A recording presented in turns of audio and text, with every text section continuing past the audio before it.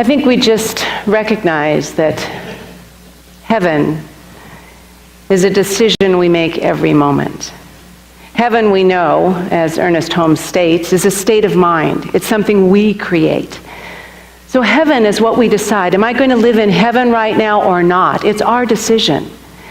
I love what Marianne Williamson says. She says, we are the artists of our own soul. We're creating every moment. And when I think about that, we're not only the artists, we're the art. We're the creator and the created, because we've made our life what it is right now. And listening to that beautiful song reminded me, boy, the highest art I think we can create from our own soul is living a good life. A life when you go to bed at night and you can say, I did my best. I did my best. I could do a little better, but I did my best for today. That's what I mean by living your best life. When we can just know, we go to bed, we wake up in the morning and look forward to the day. Because we know what Ernest Holmes says, we are here to grow and expand forever. There are no limits. We aren't limited to this body. We keep going on and on and on. So if we get the consciousness of no limits in our mind, each day can be a new day. And when we won't just be living the same day over and over again. Do you know what I mean? You got it? Some of us do that. We can be living each day as a new day with our thoughts, with our actions, with our deeds. You know, it's interesting. The Bible says, and Ernest Holmes says in our teaching, it is done to us as we believe. Have you heard that before? I think we all have. Well, if you think about it, who's doing the done?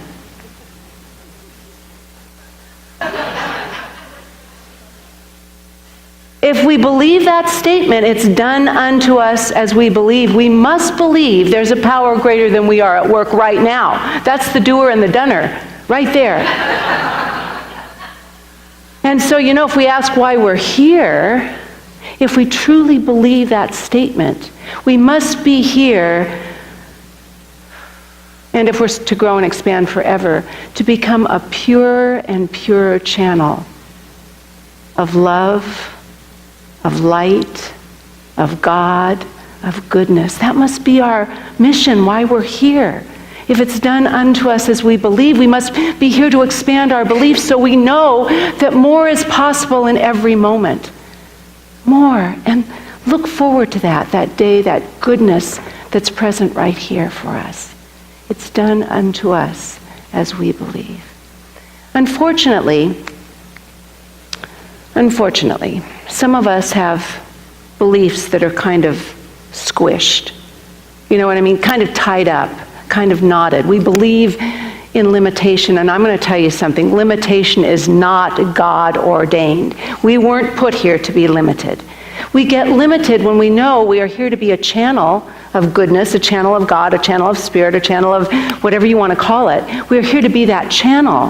And our channels get weakened when we think limited thoughts. Ernest Holmes says, ignorance and lack of understanding are the only things that can truly restrict us. Ignorance, being ignorance to the doer. Who's doing this? It is done unto us. Who's doing that? We're ignorant to that. Or we have a lack of understanding. We only see a piece of the puzzle and think it's the whole thing. So much more is going on. And if we can get to that place, we can understand we are here to use that power for good that's greater than we are, to use it every moment. Now I'm going to read to you something we've all heard before. But it's not something that we couldn't hear every single day. Because it's something that reminds us who we're meant to be here on this planet. It's from Marianne Williamson's book, Return to Love. And she says, our deepest fear is not that we are inadequate. It's that we are powerful beyond measure. It is our light. It's our light, that light, not our darkness, that most frightens us. We ask ourselves, who am I to be brilliant, gorgeous, talented, and fabulous? when the question should be, who am I not to be? I am a child of God. Just say that. I am a child of God. That's who we are. If we remember that every day, we'll remember the doer who's doing it with us as we co-create. And she goes on to say, you're playing small, as we all do at times. Your playing small does not serve the world. There's nothing enlightened about shrinking. Shrinking so that other people won't feel insecure around you. That doesn't serve a purpose at all. We were born to make manifest the glory of God that is within us right now. It is not just for some of us, it's in every single one of us. Open to that right now. And this part I really love, and I'm going to end with something that is right along these lines too. She goes on to say, as we let our own light shine, as we step into our own power, as we know that, oh, I'm more magnificent than I even imagine myself to be. There's more to me that I'm not even demonstrating yet. As we remember that, it's not just in some of us, one of us, as we let our own light shine, that goodness that I talked about in the morning, that heaven, we unconsciously give other people permission to do the same. We give people permission to let their own light shine. So if we're shrinking, what are we doing? We're calling other people to be small too when we want to let this light shine. Our world is needing this right now. As we are liberated from our own fear, our presence automatically liberates others. So if we choose to get, fear is part of our experience, but if we get that under control and stop being so afraid of our power. It's our power that scares us. Oh, we think maybe I'm going to misuse it, and maybe, people won't like me, or people will leave, and maybe I'm just not worthy of it. We think all those thoughts, and we get emotionally chained up, and we become restricted. If we think of the elephant that, like we've seen in the circus, it has a little chain around its leg. Oh, I love elephants. There's a little chain around its leg and a little stake in the ground, and it just doesn't move any further than the length of that chain. And you wonder, how can a magnificent, beautiful animal like that be so restricted by a short chain and a little stake that it could so easily pull out? Well, it's chained because when it was little, they used the same size chain and the same stake. And as hard as that little elephant pulled, it couldn't get out. It couldn't move. It couldn't break free. And so it has that old limiting belief in its head that keeps it chained to that little stake and that little chain that it could so easily break. And how many of us are limited because of the past emotional hurts and pains that we've taken on? How many of us get chained by that? Well, if we're going to live in this no limits thing, it's time to break free, right? It's time to get rid of those chains. And we know what does it. It's simple. It's not easy to do, but it's simple to hear about. What breaks those emotional chains are unconditional love for ourselves and others, and the practice of forgiveness. It sounds easy, doesn't it? It's a little harder than it sounds, but it's so worthwhile. I'm going to share a quote from a beautiful poet. He's 11th and 12th century Persian poet, very famous and well known. In fact, Rumi and Hafez used a lot of his writings for their learning and their studying. This is Omar Khayyam. And Omar Khayyam says, "The moving finger writes. The moving finger writes. And having writ, it moves on. And not all thy piety or wit, not all our purity and wisdom shall lure it back to cancel even half a line, nor all the tears wash out a word of it." The moment we can change is right now. And that's what this beautiful author is saying, that the moment of change is here in this moment. We can't change the actions of the past.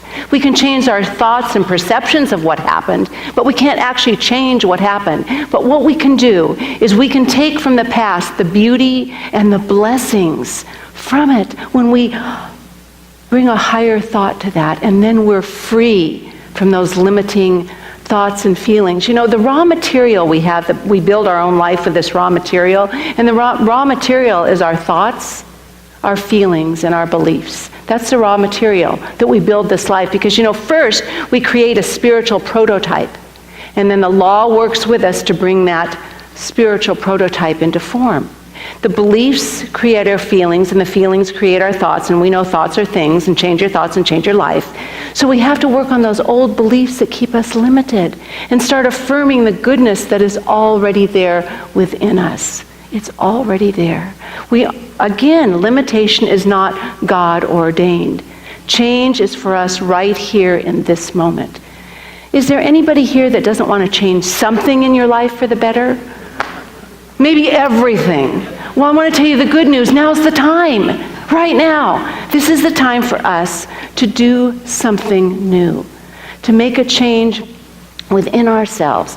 And as we make that change, to remember that we have an effect on this thing called life. Because beliefs, feelings, and thoughts are energies. And that energy, remember we talked about that power for good that's greater than we are, that's always present. It's neutral, it's impersonal, it's always present, it's eternal, it's always there for us. We decide through our beliefs, our feelings, and our thoughts how much of that power we're going to use and where we direct it. If we direct it negatively, that has the same power as if we direct it in the positive direction. We get to decide if we want to feed the negative or if we want to grow the positive. You know, I've heard it said that every problem has the seeds of the solution in it already. We have to do the work to cultivate those seeds of solution. Everything is there. Creativity is what we are. And as we feed and nurture the soil, we're not sure what solution's going to grow. Just like that beautiful song and the reading that Marguerite read this morning. Thank you. It's there already. We just need to believe in it. Everything is possible, and everything we need right now we have. You know, Einstein said, we need a cosmic religion.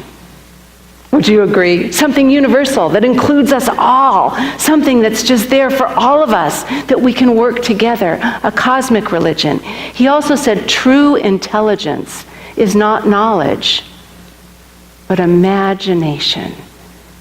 So we need to expand our imagination. You know how we want to feed ourselves with knowledge, and we want to learn everything we can. Well, sometimes, and sometimes we don't want to learn anything, but we need to be feeding our imagination, going out in nature. I'm going to tell you something. If you and I would make a commitment to live with more wonder, more awe, and more humility, and with a deep reverence for life, nothing can go wrong. I'm going to share something else that is very moving for me this day. And some of you may have heard it and some not, but again, when it's good news, it's always good to feed ourselves. Last Tuesday, Pope Francis addressed the Future You conference in Vancouver, Canada. As head of the Catholic Church, he urged people to see how connected we all are.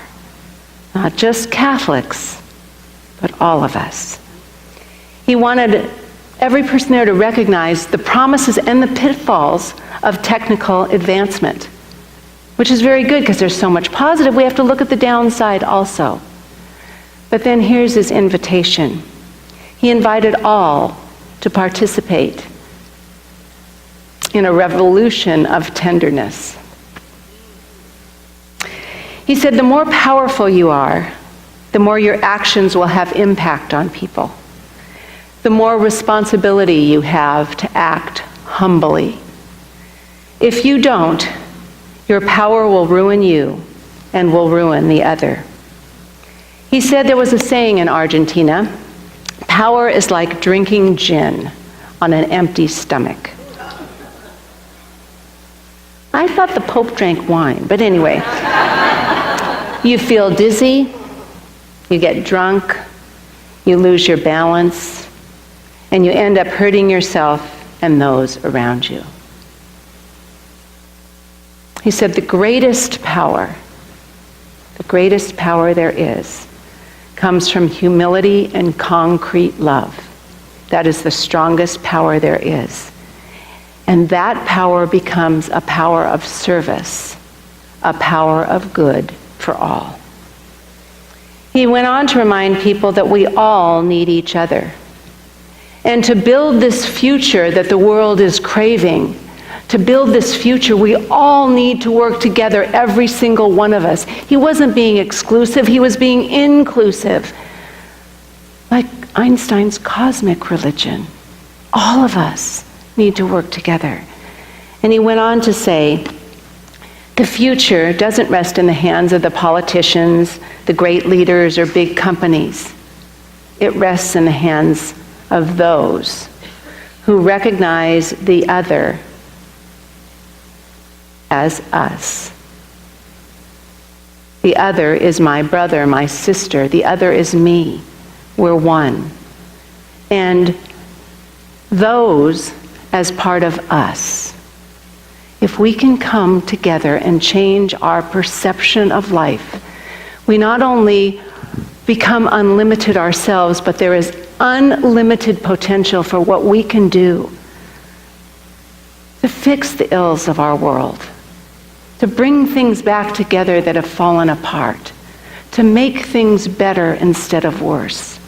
We need to look at the things that really repulse us or trigger us or upset us and realize that there are seeds of solution right there in that situation. Right there, not somewhere else. And if we want to be part of that solution, we have to start feeding the good. That is me. I'm part of that. We're all together in this whole call to do something greater. Well, it sounds like a big charge, doesn't it? So I'm going to give you one little bit of homework. You just need to take time anywhere you love to be and let God become alive in you. Whew. Let that God, that goodness just swell up. And yes, say, I am really important. Because I can create a space not only to uplift myself by using my conscious thoughts, which are much stronger than this old subconscious collective consciousness stuff, my conscious thoughts to think higher thoughts and have a spiritual realization that right where I am, God, love, good is. Right here, right now. So I want you to stand up. There are no limits. And again, I want you to say, I am a child of God. I am a child of God. My potential is unlimited. I choose to see the good. And let go of those limitations. I know, together, we can heal this world. And let's just tie that in a great, big, gorgeous, beautiful, spiritual bow and say, and so it is. I thank you all for being part of this good. Thank you, thank you, thank you.